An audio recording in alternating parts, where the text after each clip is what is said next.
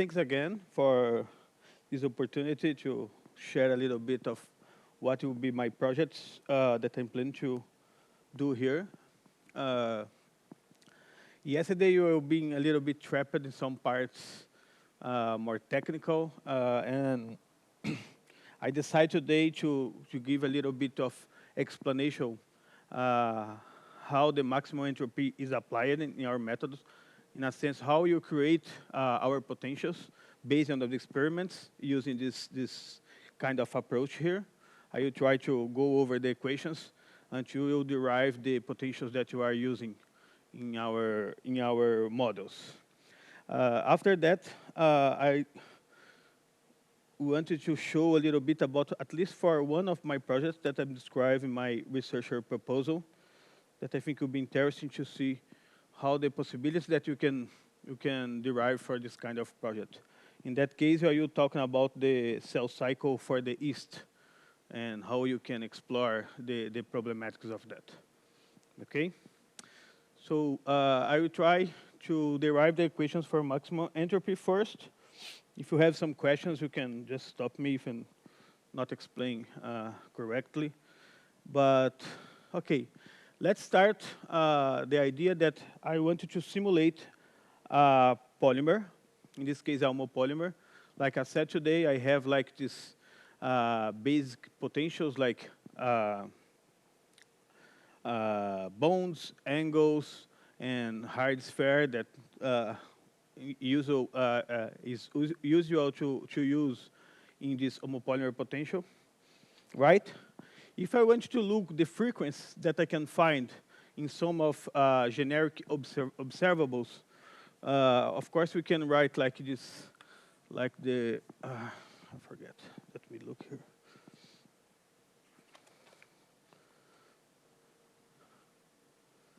Yes, so this will be the frequency of the 8p, that's the homopolymer potential, times, just the beginning, of course, the exponential of beta u 8p,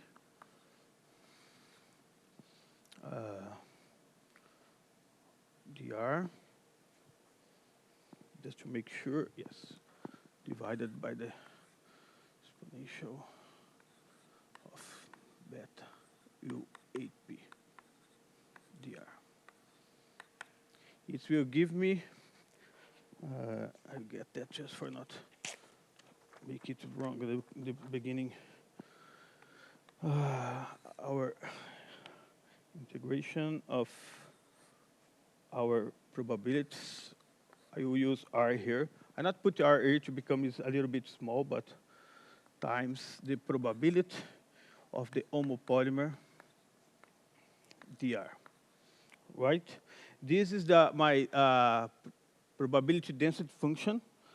That's what's happened. If I make the simulation using this potential, that's only the homopolymer potential, what's happened is this probability, this frequency of contact, not will be the one that I find in the experiment, right? What can understand that when I look for the frequency that I find in a high C experiment, for example, that is my observables, if I'm just using a homopolymer potential, I cannot find exactly the same frequency that I found in this experiment. What's happened is like, okay, they are not matching. You need to put a little bit more details on your potentials to accommodate this frequency that I find in any kind of observables, in this case, the high C that I'm talking about. Okay? Okay, so it's not working, just the homopolymer. I need something more. In that case, I will include here another potential.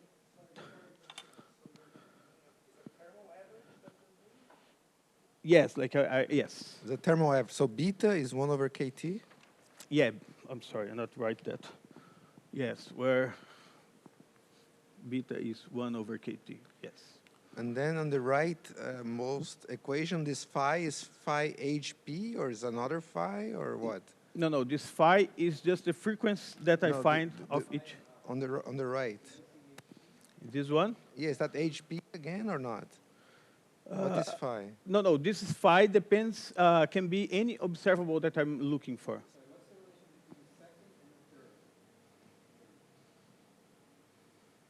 Like this one and this one? Yes. Yes, this is, I just making the average, right?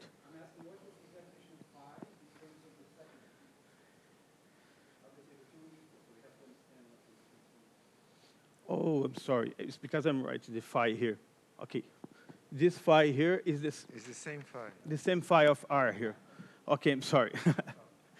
Yeah, and then when you make this average, you have the density probability times the frequency. Is okay now? Sorry, a little bit nervous sometimes I commit this. Okay, so now I wanted to include some of information that I can derive it for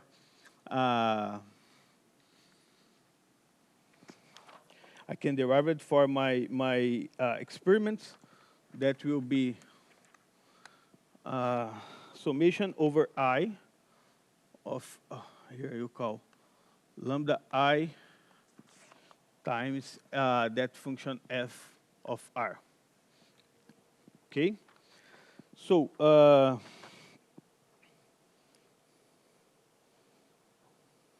yes. And f of R are decided by you, are some function of R that you decide. It's kind of observable. Can be anything that I'm looking for. Okay, but you decide a priori what they are, right? Yes. Perfect. So now I will change the name of this potential. I will put here again that now is not just U8P, but I will call UME from maximum entropy approach. Will be again the U8P of R plus the summation of all my observables f of R. I can be the summation of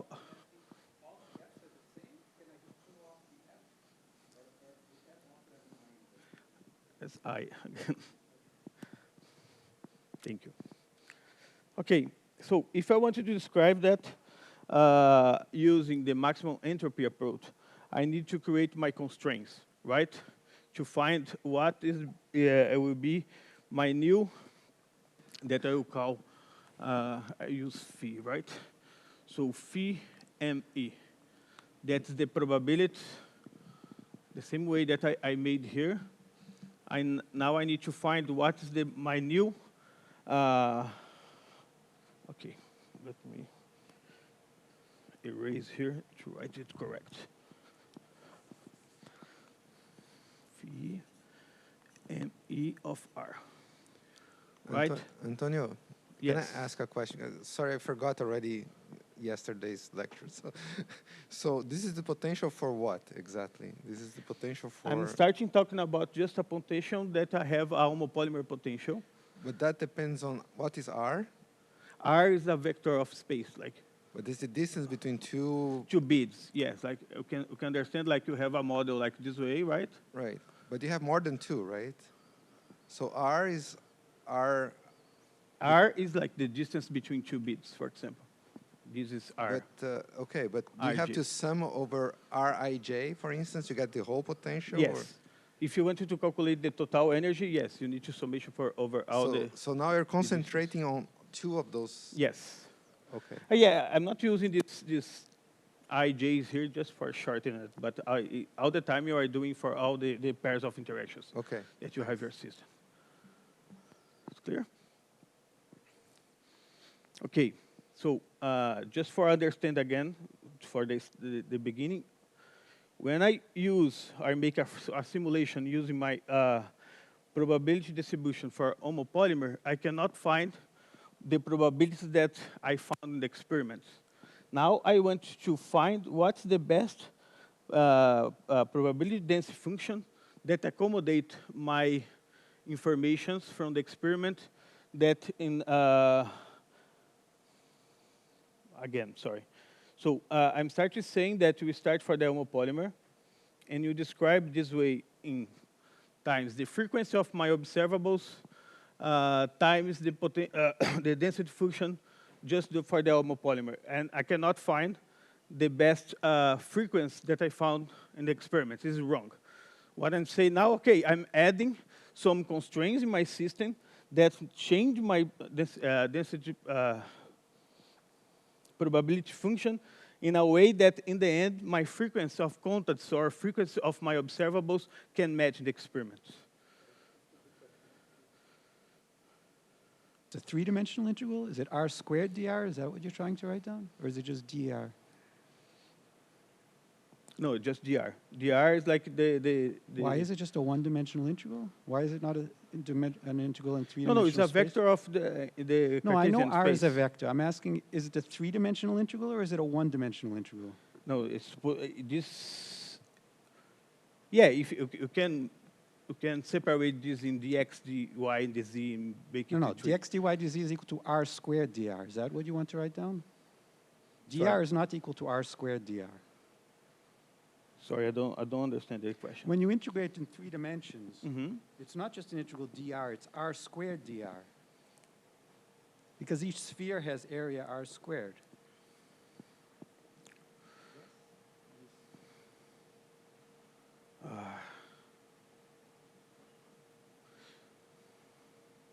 No,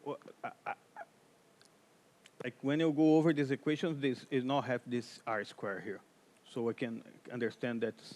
Why is it a one-dimensional integral? It's not a one-dimensional line, it's...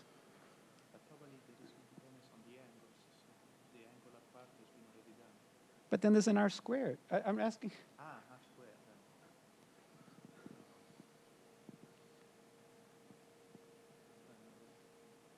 I mean, this is a high school question, right? I'm just asking, is it a three-dimensional integral or a one-dimensional integral? You're saying it's a one-dimensional integral.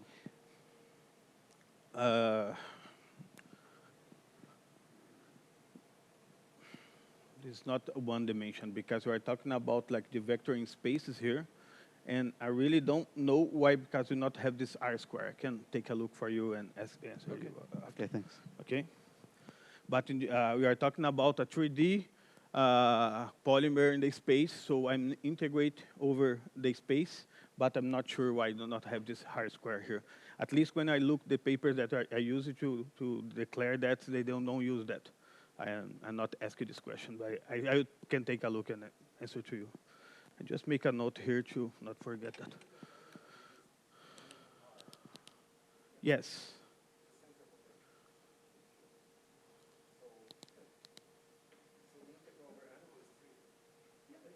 Square dependence. This is high school, Rogério.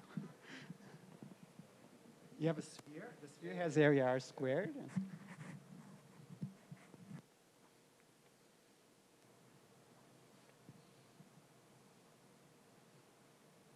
Let's make note to do that. So to derive that's the maximum entropy, for that you need the make the constraint that your system have, right? To write this new frequency that I call phi ME.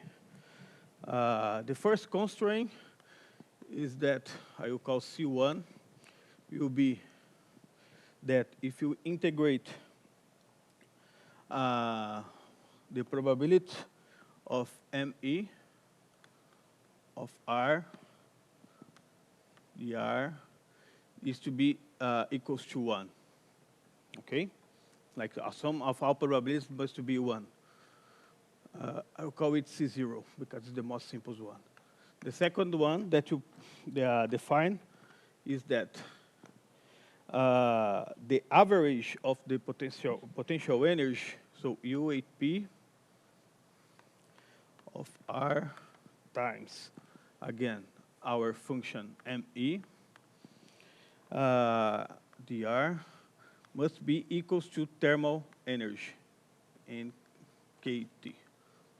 This is another constraint that you decide to do, is a choice, okay? And the last one, or the sum of the last one that I call C2, is that the frequency that I found for each of my observables, phi ME dr must match with the same frequency that I found in my experiment. It's okay? So the probability sum must be 1.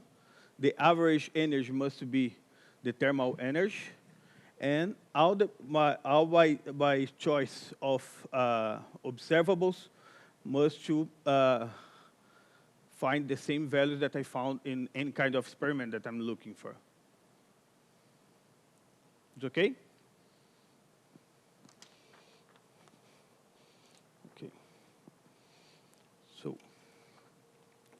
if I want to follow what Janis did, what you need to do now is write the maximum entropy, right? So we start with the entropy of the information.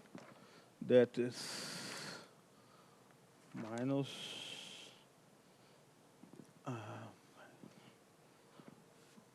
phi me of r times ln phi of r dr. Okay. And then, if I wanted to maximize that, I wanted to create my Lagrangian multipliers, like make the first derivative in equals to 0.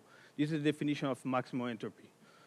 So first, I will write my Lagrangian here. That will be this first term. I will put here again. Times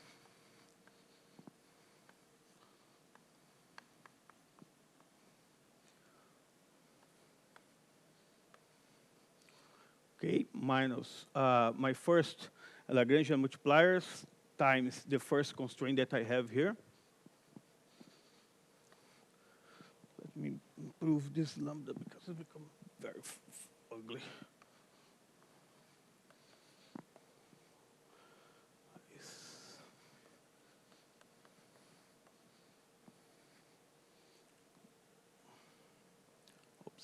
Integral of that dr minus 1. I will continue in this part here. Minus lambda 1 that multiply my second periodic contorn.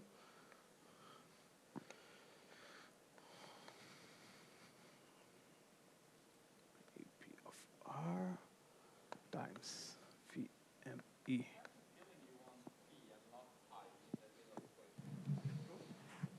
Sorry? Can you explain again your equation or your C0 constraint, please? C0 constraint, this Yeah. one? The summatory of the frequency of the probabilities. Right, so don't you want P there instead of phi?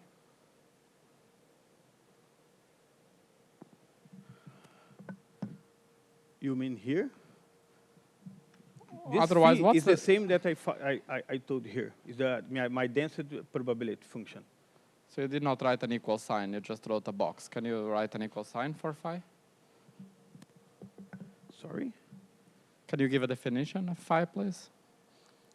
This phi is the density probability function when I have this potential adds, when I add these new potentials in my definition of my energy potential, my total energy potential. So it's exactly the same as what you called P before.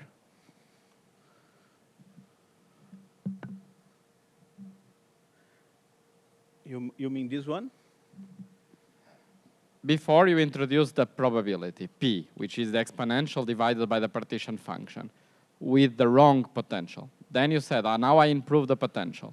Oh, and here. therefore I get a new probability. So I assume what you mean by phi is what before you called P. No, that's phi. Multiplying phi, there is a probability, right? Yes. Oh, this one Right. here? So that probability adds up to 1, of course, by definition. Yes, if you sum, yes. This one is the probability. Okay, yes, I changed the So that phi in the it's box not the same is because P. this one is the density course. probability function just for the potential when I have Yes. 8p. And here, okay, yes, maybe to be more consistent, with the words, I need to change here for phi. But that sounds like a terrible idea. This doesn't sound like a good idea, to be No, honest. because it's still phi, right? Yes. So I will keep the p here. Yeah. Oh my God. P, 8p. And this one, I can change for p. And then I change for all the others there. Yeah, just wanted to confirm that phi was p. Okay. Okay, now it's okay? Yeah, phi is p. Yeah, I understand.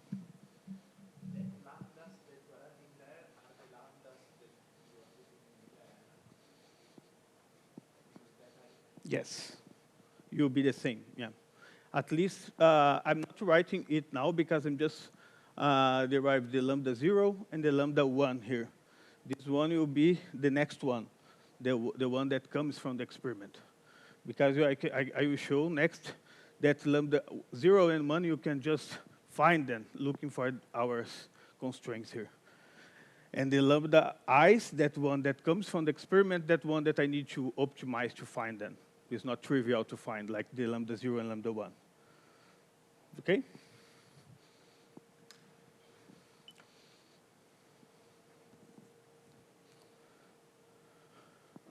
U8P dr minus 3 over 2 nkt. And then the last one,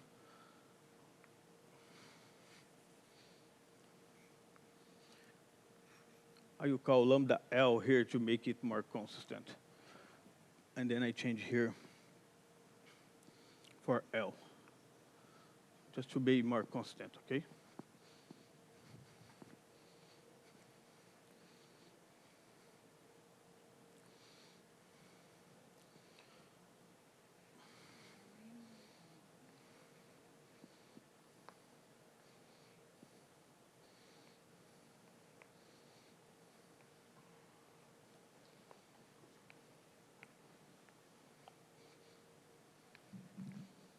Phi experimental.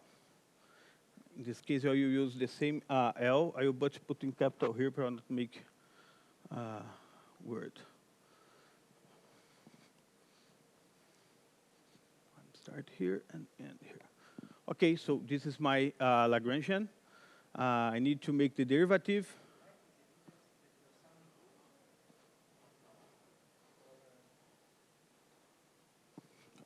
Let me see if I can. This one will come.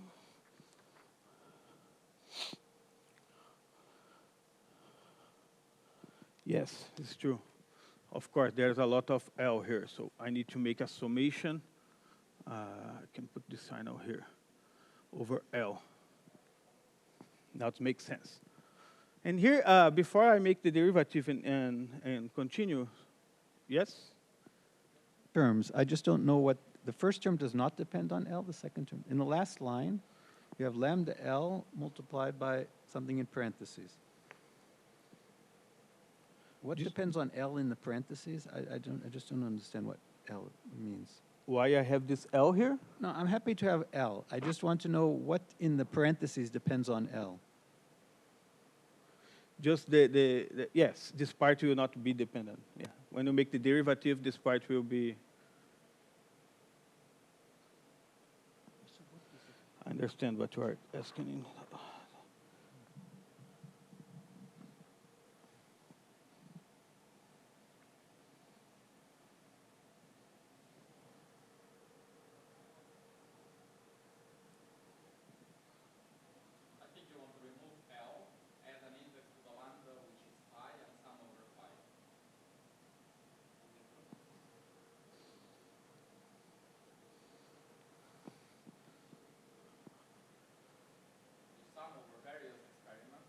Yes.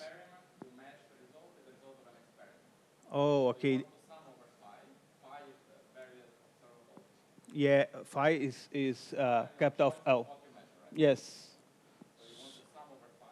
Yeah, so I will put in the capital here. Yes.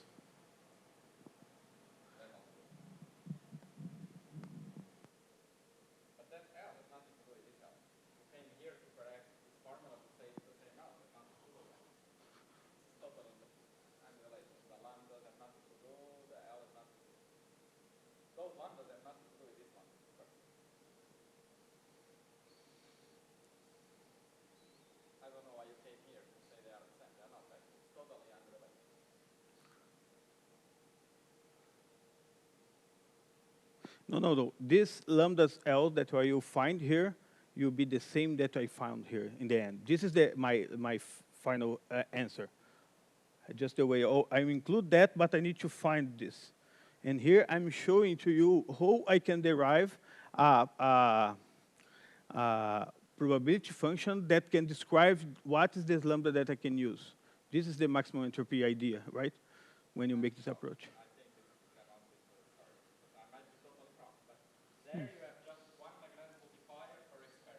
Yes. Here, you can have a potential with 5 terms.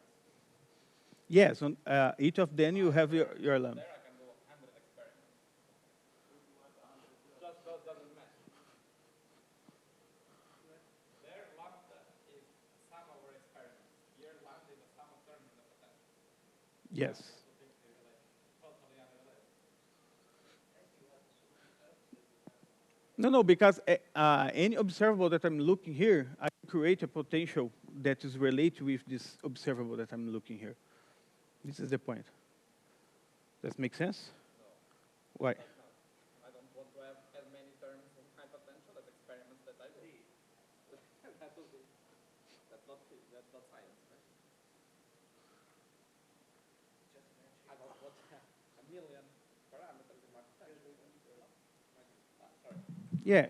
For example, one of the methods that you apply that, you are creating like a kind of potential for each pair of interaction that I have in my system, right? For each of these terms, of these pairs, I have a lambda that I need to find what's the best values for that. And then it will be the same. I have this observable that is exactly the frequency of these 2 bits here, and I try to match what is this, the lambda that I can look for this observable that's just a frequency of 2 bits, and have a potential that I can include here. This, Okay. this is physical, right? But sorry, but what do you learn from that? I mean, if you have as many parameters as the number of observables that you want to match, what do you learn about the general picture? I thought you wanted to introduce terms, each of them has a physical meaning, like, okay, I add for this interaction, and then I try to optimize in order to reproduce at best. But if I add as many terms as the number of points that I want to fit, but it's a choice, right? For example, the models that I showed yesterday, for then example, become the almost micro trivial one, that you can I have match. 3 terms, okay? I can, this one that is just a generic potential that I put here, I can split in 3 different potentials, for example. Remember, the types, the ideal chromosome. But here you are saying that instead, no, you have as many terms as the number of experiments that you do, and you Yes. don't do. The number of observables that I can look in my experiments. Maybe This- Yeah, we'll let's now wait. take a derivative of the Lagrangian and derive that result, right? Yes. Okay, so let's maybe just wait for that. Okay. Okay, so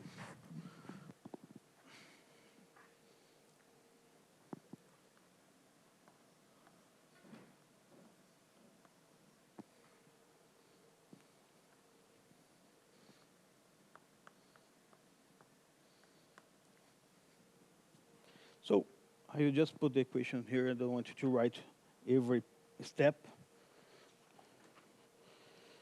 But like you know, you get the derivative of each of these terms. So the first term here, okay,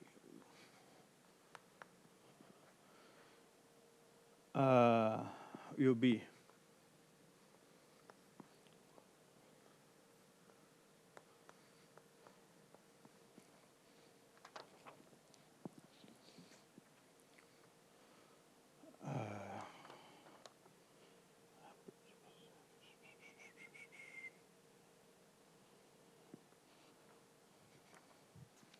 sorry. Just to make sure that I'm not making it wrong.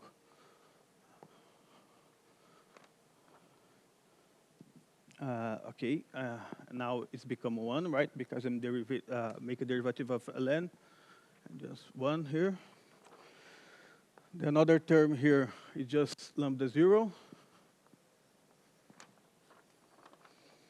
The next term will be just lambda 1 times my potential here.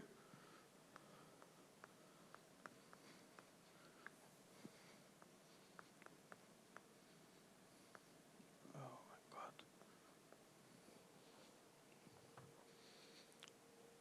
And the last term here will be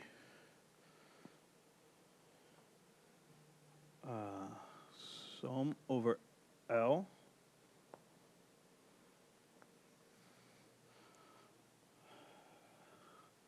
phi of R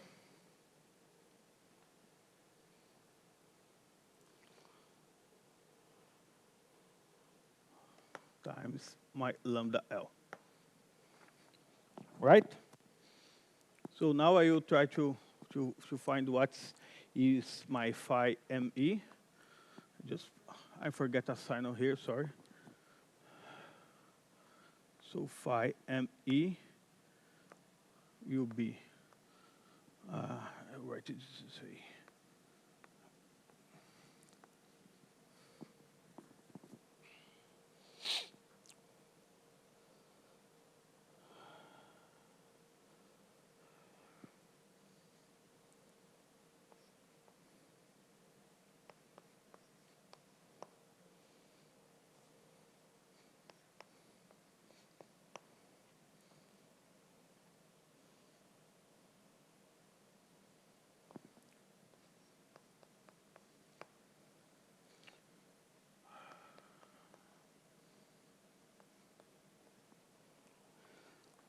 But the last term here, that is the summation of L phi of R lambda L. Right? It's okay for now. I just make the derivative equals to 0 and put the phi ME, that's one that I want to know. But now I have not solved yet all the lambdas. The first one, the lambda 0 here, you can see that it's just a constant here. If I use this constraint here, I can integrate it and it will be equals to 1, right? So I make this integral is both sides here. So is there a sign question? Sorry? Sign, are you sure the sign is right? Let me see again. It's You have- negative 1. Okay, this is correct. The second one. No, from the next line, from that to the next line. This is 1. No, that equation has the right signs. To get to the next one. This one? I just get this part. Oh, sorry. No, it's right. It's right. I was wrong. It's fine. Sorry. There's some. It's okay. No problem. It's correct. Sure? Yeah. Let me just take again. I put that positive, and then okay, this is just stay here. Okay, here. Right? If I want to find this first one, I can make the integrate in the both sides here over dr. We know that the summation of the phi is equals to 1, right? So this part here will be 1, yes? So before phi had an index L that disappeared on that blackboard. Is it because the index L was introduced by mistake or it was missing? It's missing? Okay. Here, so right? can you summarize again? Can you say again what is phi L, please? This phi L of R here is the Yes. Frequency of contact that you find in your simulations, for example, right? Is the same, if you think about the frequency or probabilities, is the same that you look in my experiments here. And then I have my observables that are the side, and then I can look for that. L go over different kind of observables. Can be, for example, types, can be just a pair of interaction, and then I calculate the frequency of this contact. I have this probability here. Depends of what is L. Here I not define exactly what is my L, my lambdas here. You can be doing that after that. It's just a generic way to say, okay, I have a frequency, of my observables here that I can derivate it. And then I want to compare the same observable that I have in my simulations and compare to the experimental part. Can you give one example of one choice of experiment? And It's not experiments, it's observables. It's different right, observables. but it's the same. One observable. Can you give one definition of one file? Yeah, Possibility. if you remember yesterday when I showed the micro potential, you have three kinds of potentials, right? One of them that I think is more simple to remember is types. So this phi L can be the frequency of the contact between type A and type A, for example, right? And then I have the frequency of No, contact. but just that is fine. That's fine. Let's stay with A and A. Can you just please write the definition of phi A with A? So, okay.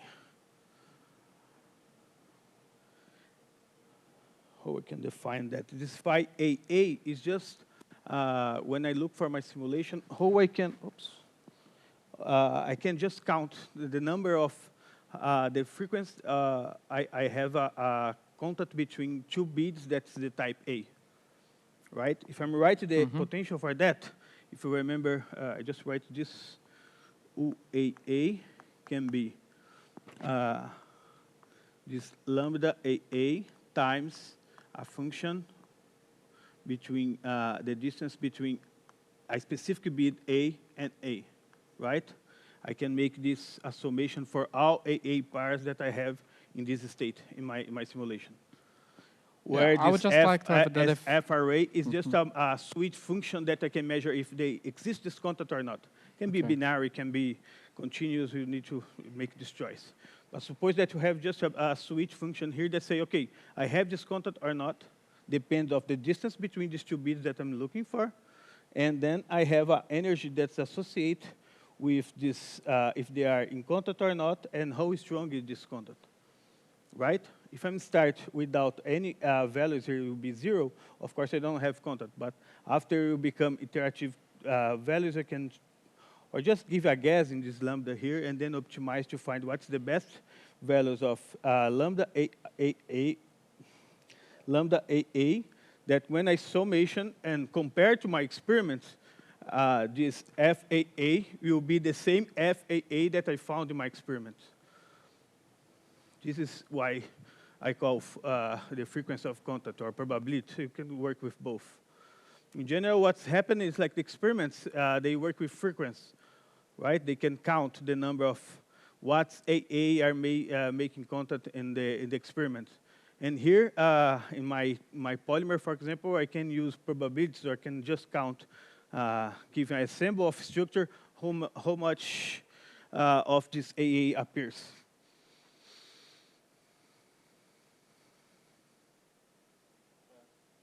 I get the gist of it, but it would be nice to have an equation. But okay, it's fine. It's okay.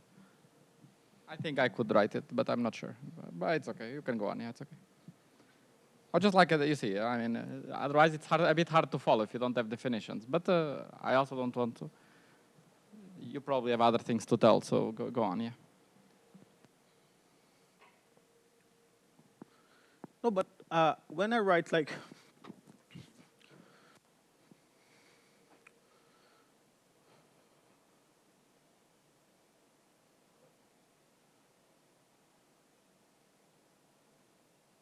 because in general, what we did here is just like a count of how much terms I based of these equations here, like if they are contact or not, a definition of contact or not, this will be like a probability.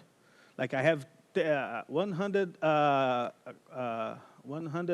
structures, right? And then half of them I found that AA are in contact.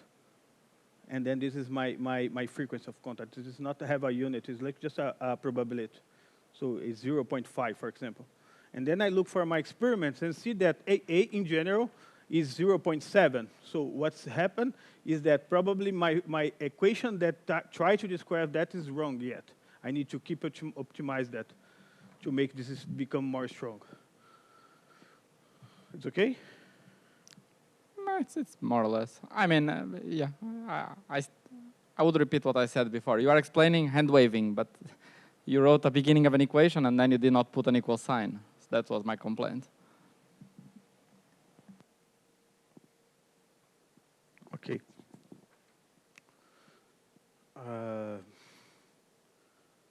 But at least become clear what is the phi of R, what is your beginning of your question. That is the probability. So phi is a function of R. And you just said it can be 0.5, but 0.5 is not a function of R. That probably you mean when you integrate over everything and count all the, I assume, right? Yes. Okay, so now it's something else then. It's not exactly phi of R. It's probably some integral or something. But I just wanted the definition of phi of R. What is it? Is phi of R equal to, and then parentheses, 1 if for a distance R, A and is close to A, and 0 otherwise? I don't know. I just like the definition so that I know what exactly am I doing in a simulation. When am I counting? Or I'm just trying to understand where we are going. Are we trying to derive the form of this f, or do we start with some form of f and we match the experiment to find the lambdas? I need to know what is definition and what are the variables.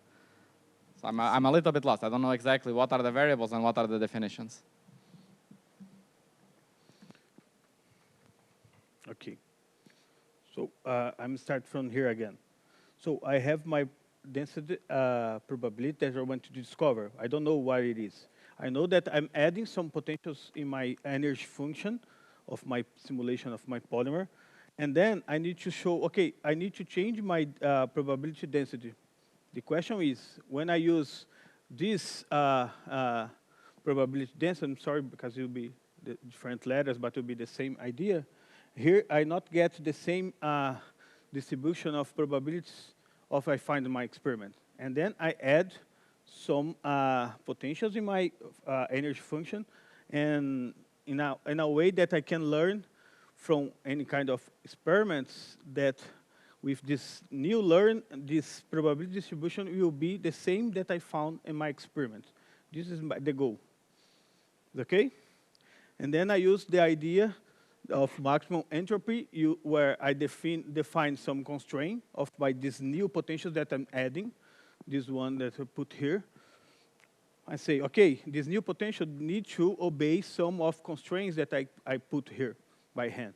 One of them, of course, is more simple one. That is a probability. So if you have summation over all of them, it needs to be equals to 1. I said that the average of the energy must be the thermal energy, 3 over 2 NKT. And the third one is, okay, there are some observables in my experiments that I want to match that in my 3D model, right, in my simulations.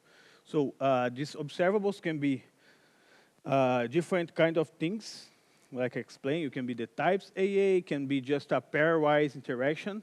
And I just saying here, okay, this frequency that I found in my simulation, but match what I found in the experiment, right?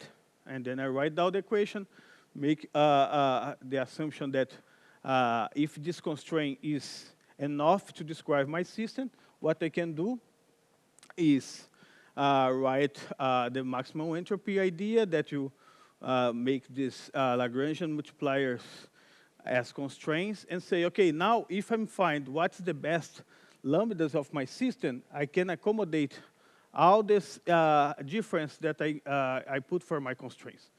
And then I derive the new equation of my phi ME here, that my density, probability density of this new potential. And I have this form here, where now I say that each of these observables that I'm looking for, they depends of this kind of Lagrangian multiplier that I need to define. I not define yet. I not find what's the best values for that. What I know is all these lambdas L, they met with some parameters that I found in my experiment. Not exactly the parameter, but the frequency of this observable, let's say a pairwise interaction here, must to match with this phi of R that I found in my simulations. That's a definition, like you said. I just can count the number of contacts that pairwise is contact or not, right? And then if it's equal, means that my lambdas is enough, is good. And now I have a system that learn some features from any kind of experiment that I'm looking for. In this case, high C, right? It's okay? Yes, you can go on. Okay. Okay, just continue here. I make the integration because I want to use the first constraint to find what's the lambda 0 here. So if I integrate over the R here for the both sides, right? Here will be equals to 1, like my definition of the first constraint.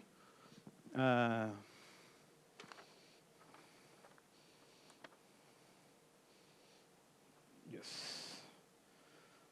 And so this first part here is constant, right? Don't depend of R. It's just a number. Okay, I can move. So I put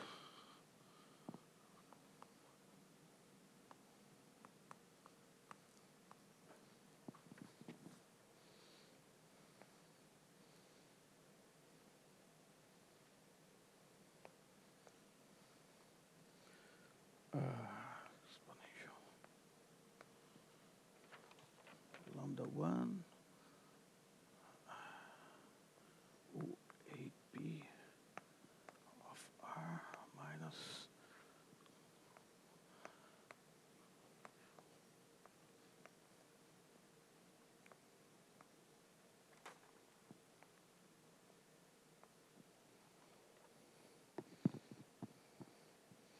right? The way that it's just a number, I can like call it just a constant. For example, you use Z here. Let's see if I make some mistake. No, this is correct. So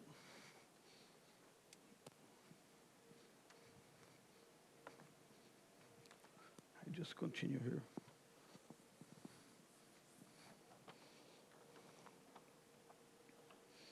So I just can put Z separate there, right? It's the same. It will be 1 over I have here.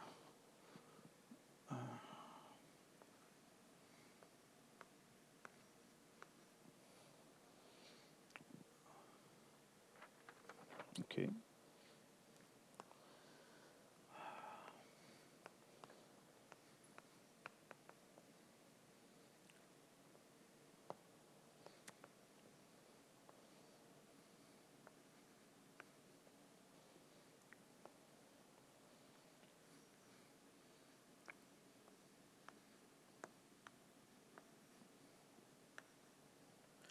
Okay, this is a little bit more big than I expect.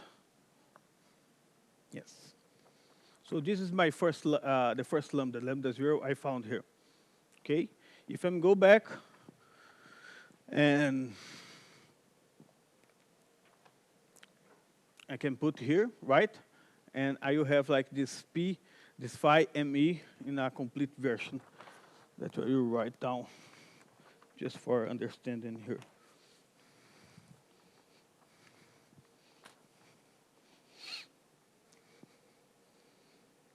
So my phi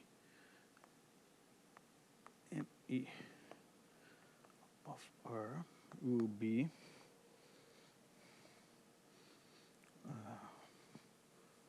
Jesus.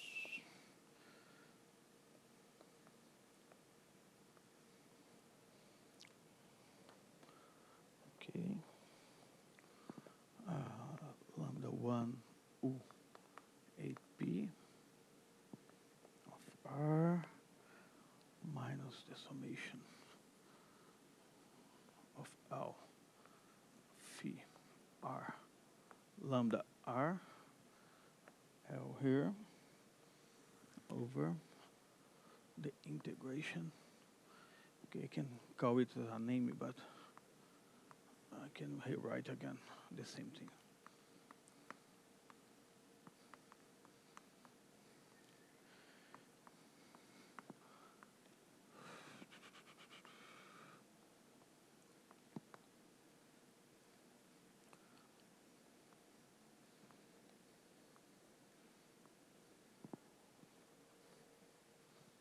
Okay? So this is my new probability density function that includes my constraints. So here, if you take a look, in the same way that I write the energy for my homopolymer potential, it's easy to understand that lambda 1 is equals 1 over beta, right? What I need to do is the same process that I did for the first constraint, I can do for the second one.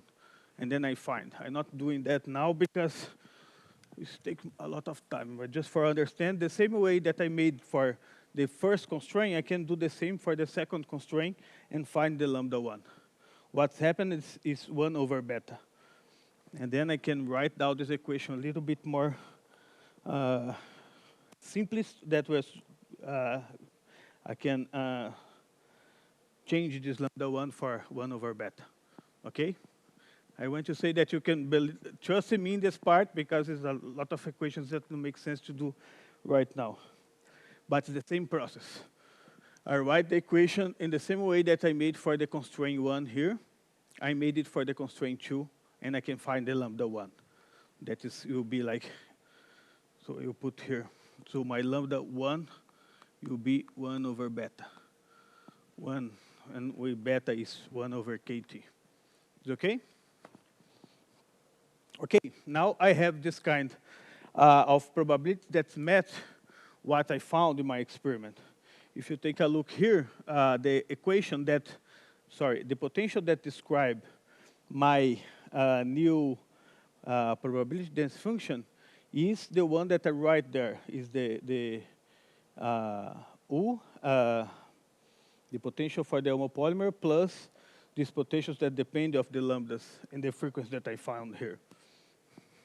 Right? So I need now to find what is this lambda L that describe in the better way to find good probability density for my simulations. The way that I can find this lambda L is not like trivial that I can make by equation. I need to make a optimization system. And for that, I need to choose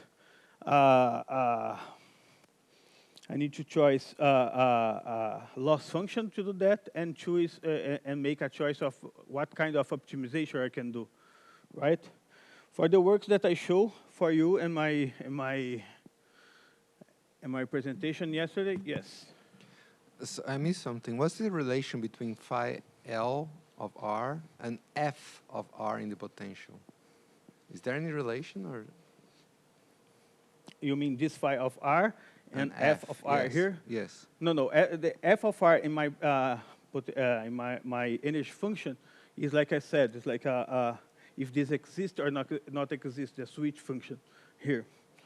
Here is just the probability that I found that, yeah, in a sense it's the same. Yeah, now I'm thinking better. It's just if you have this contact exists or not. Yeah, that makes sense. Let me see if I make some mistakes here. But yes, it's the same. Because I thought you were trying to improve your potential by finding what F of R is, the corrections, using this method. Not F of R, but this energy term that's come before. This is the correction that I need to find, right? This F of R is just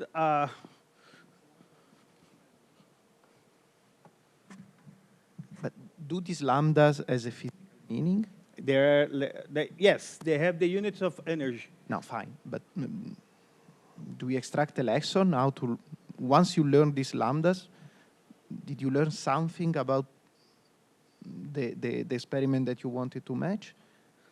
Not exactly, because these lambdas is the terms that I need to include in my potential that defines that this observable can make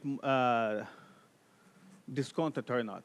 So it's not like, we need to remember something that like this kind of potential using maximum entropy approach is, there's a name that we call theory energetic theory function, right? This is a function that I cannot, they don't have a physical explanation exactly, It's just like if you sum up all the things that happen in the system, you are describing a potential that can describe that phenomena without saying, okay, this is for exactly this assumption or this another assumption. This is the point. Okay? So yes, so and after that, you need to minimize that. That I know I don't. I showed a little bit yesterday, but the idea is I need to use a method.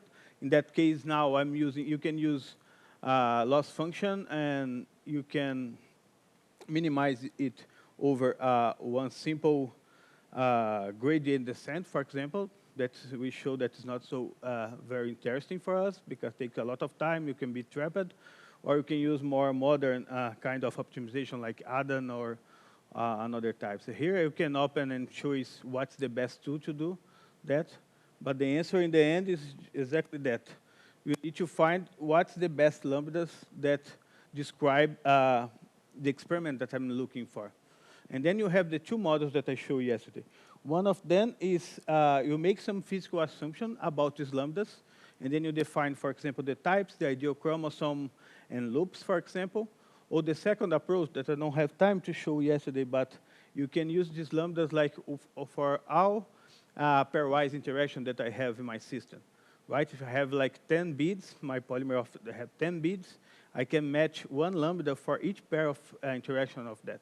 We call it like agnostic model because I will not put any physical assumption in our model. We just call, okay, how the best way that if I have any number of variables, I can find a potential that when I run my polymer, I can describe exactly the same that's happening in my experiment. But is not a little bit tautological that?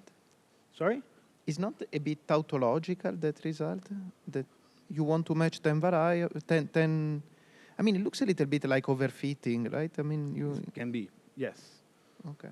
But at least what's happened in this kind of model is you describe a 3D polymer that if you make a lot of simulations of that, create an ensemble of structure, your ensemble of structure will be the same features that I found in the experiment that get it in life. And then you can ask why it's happened.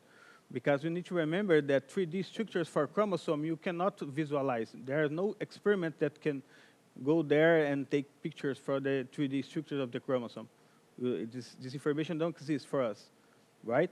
What we're doing, okay, what's the most simple way that I can get these 3D structures without like put any idea what's happened? You can understand like, I like to use the example of sharks, for example. Imagine that you are trying to understand why sharks in an ocean are together in some spot. I cannot see the picture for what is happening, but I can create a model that say, okay, the sharks are interacting. They like to stay together.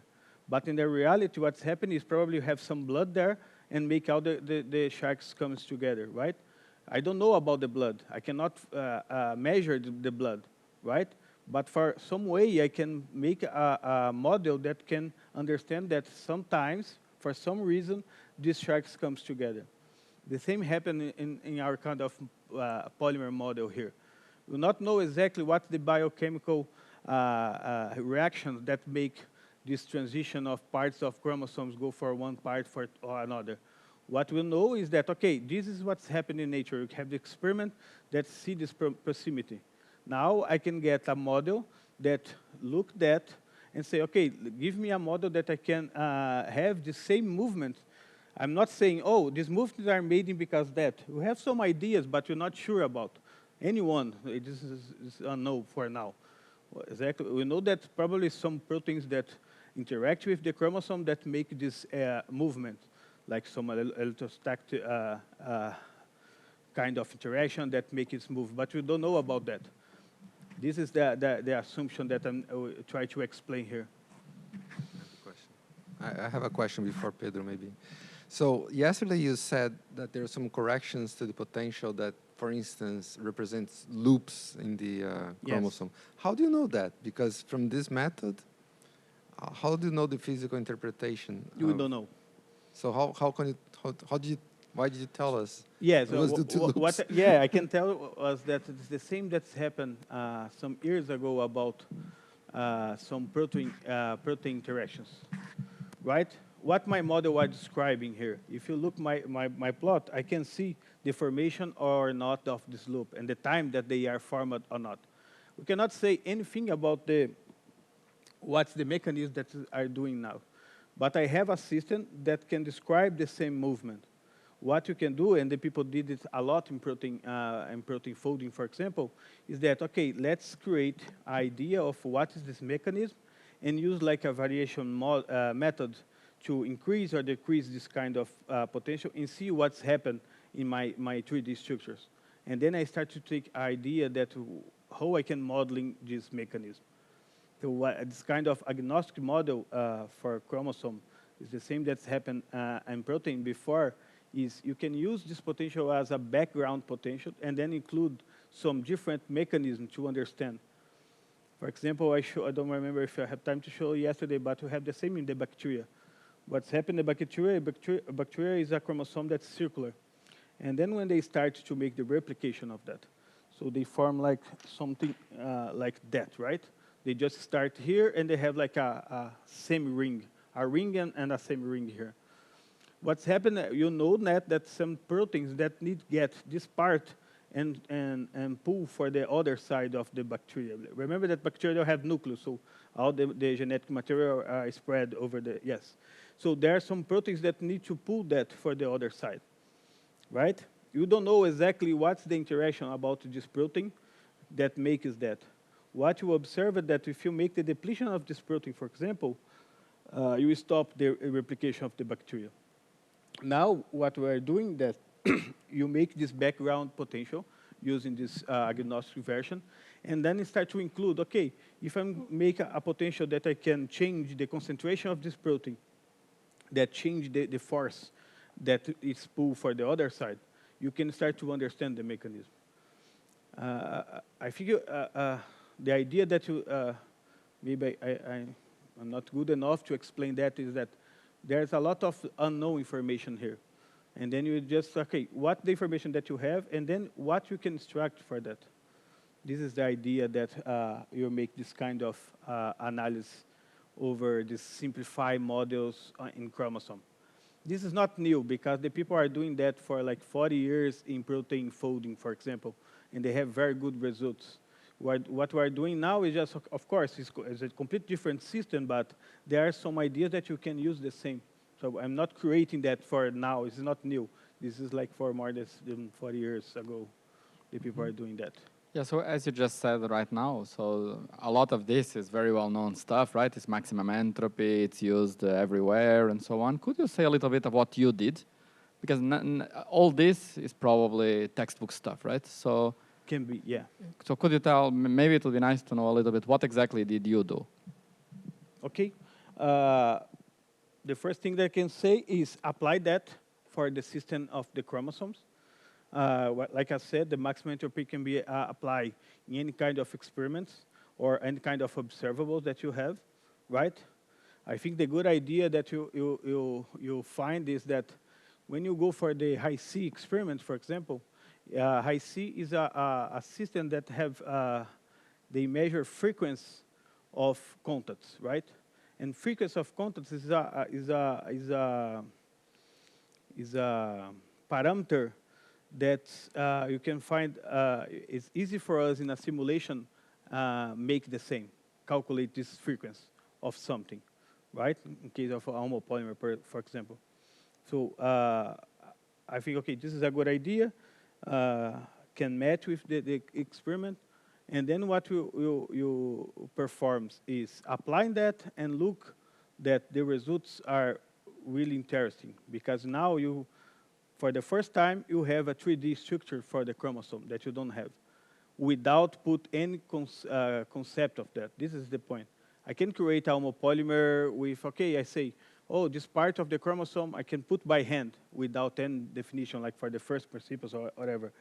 But in that case, we have like 2D structure that probably have the same features that appears in real life, our 2D structure with a very simplified model. This is one of things that we did.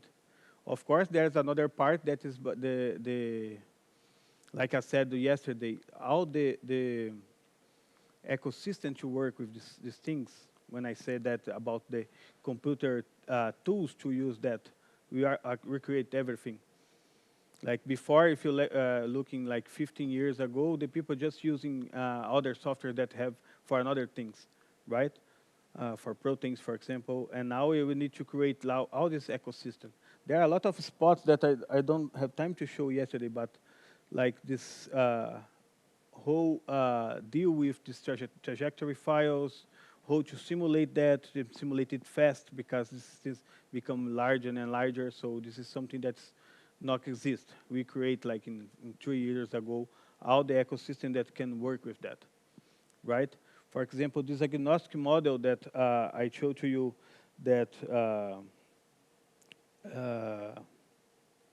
you can measure all the pairwise interactions.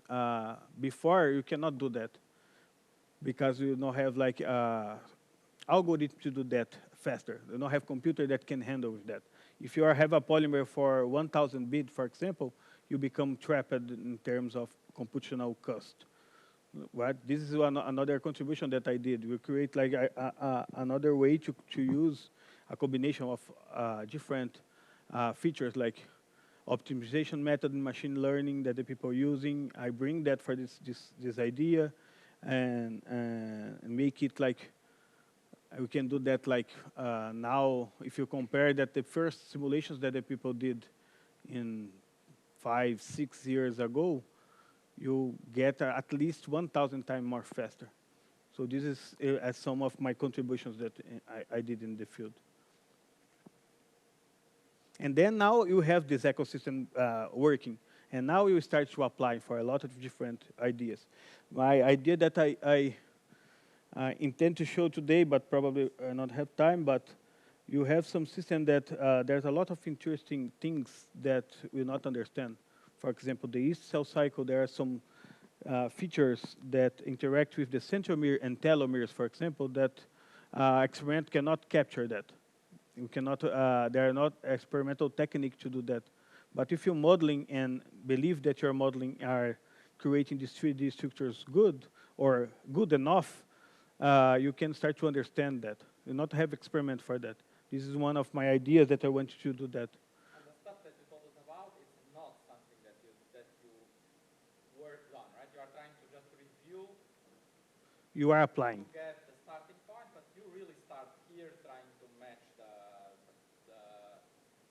experiment, right? Yes. Is here. This is your starting point, right?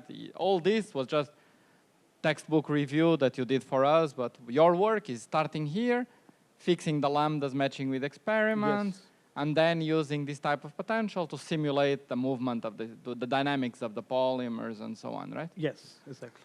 Yeah. Yeah, I mean, okay.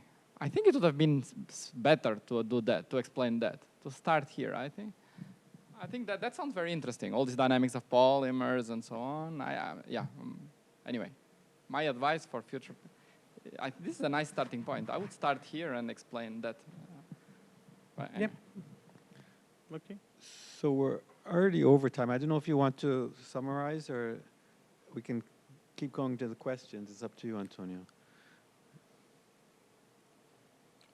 Okay, I think that like I don't have time again to show my projects. My idea is like, okay, you have like all this ecosystem to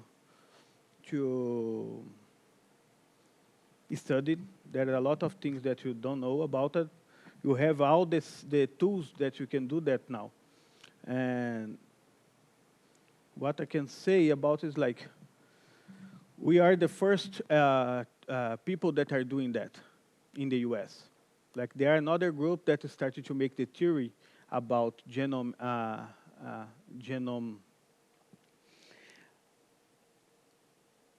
architecture. It's just us plus this another team that is just starting now. And you have direct collaboration with the experiments that are bubbling now. Even the high C or now that the more modern thing that is the the imaging, like cryo-EM, all this stuff. We're working together with this person. And my idea is like, I think this kind of new area is good to bring to Brazil. This is my point. Because we are leading there in the US. I think it's good to leading this new area here. Like, it's just starting. So there are a lot of things to do. You are, like I said, we're just starting to create the tools to work, to start to become facing the challenge. I think this is my idea. I think it's not a complex in terms of cost to make this kind of research here. So my idea is like Brazil can start and be pioneer and understand this stuff. And this is my idea to bring here for you. And at the point, I think the EFT is a good place to start to nucleate that. This is my idea. I'm sorry I don't have time to show what is the projects, the idea that I have to do, but my plan is like, there's a lot of things to do. There are a lot of research that can be done, and it will be done in the next 2 or 3 years for sure. And I think that Brazil will be a good place to do that, right? Because it's cheap, you have collaborations with all the people, and you have now all the tools to do that, right? If you're not doing here, probably you're doing in another place, but like this is something that I think is a good chance to put us like a leadership in a kind of new area, right? It's happened sometimes in the past, and I think it is a good chance. For this reason, I think this, I try to do all these things here. I think I can summarize this way. If you have any questions, please. So, if you were to teach a course here, some physics course, Mm-hmm. what would you teach, just to get an idea? What would you like to teach? Statistical physics, for example, will be a good one. Thermodynamics. Okay. Yes. Okay. I'm not good in quantum this stuff because I learned it for some time and not using now, but Mm-hmm. you know that physics you just can sit and he do all the things, and it is not become hard. Okay. Other questions? I have another things to say about like this teaching stuff. Like you have been creating some programs that I participated the last 3 years there. That is get new students that is not into science. For example, people that are studying like biology or physics, but not going research, right? What you did there for the last 3 years, you have like a summer course that you can pass like 2 or 3 months teaching. You get like all these people and learn how to do science. Like you make a small give a small idea for these people, and then you have like 2 months to understand how to read a paper, how to make the science, like the everyday science that you did in general. This is something that I think is very nice and help to introduce a lot of people that sometimes make some kind of not scientific related course, but can enjoy, and you can bring more people for doing science. Any other questions?